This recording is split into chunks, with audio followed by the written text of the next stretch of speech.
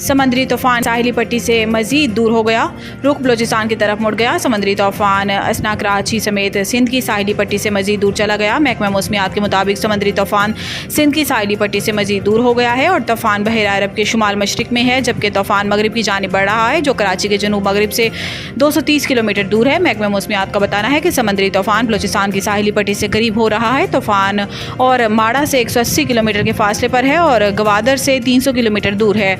महकमा मौसमियात के मुताबिक बलोचिस्तान के साहिली पट्टी की जानिब बढ़ते हुए तूफान का रुख ओमान की जानिब होगा, जबकि तूफान का किसी साहिल से टकराने का इम्कान नहीं और समंदर में ही कमज़ोर होकर ख़त्म होने का इम्कान है।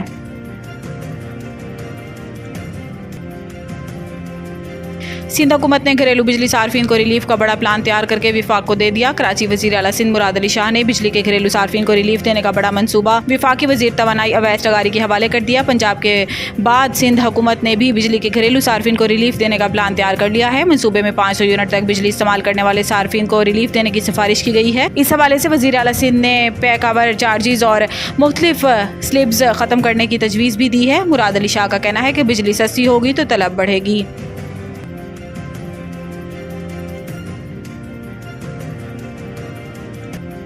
बलोचिस्तान में शदीद बारिशें, मुसाफिर वैन सैलाब में बह गई। बलोचिस्तान के मुख्तलिफ इलाकों में शदीद बारिशों का सिलसिला जारी है, जिससे कहीं मकानात को नुकसान पहुंचा तो कहीं बरसाती नदी नालों को ऊंचे दर्जे के सैलाब का सामना है। महकमा मौसमियात के मुताबिक किला सैफुल्ला, हरनाई, दक्की, ज़ियारत, संजावी, लौरालई, चमन, पशीन, किला अब्दुल्ला, कोसक, टॉप, शैलाबाग, गुलिस्तान और ख्वाजा इमरान में मूसलाधार बारिशें हुई, जिस दौरान किला सैफुल्ला के इलाके तलरी और मूसा ज़ई में बड़े पैमाने पर मकानात को नुकसान पहुंचा। दूसरी जानिब शदीद बारिशों के बायस दीगर मुख्तलिफ शहरों के पहाड़ी बरसाती नदी नालों में ऊंचे दर्जे का सैलाब है, जबकि दक्की, किला सैफुल्ला और लौरालई में 6 अफराद रेलों में बह गए, जिनकी तलाश जारी है। शदीद बारिशों के दौरान बलोचिस्तान के मुख्तलिफ अजला में 3 गाड़ियां बह गईं, ताहम लोग महफूज रहे।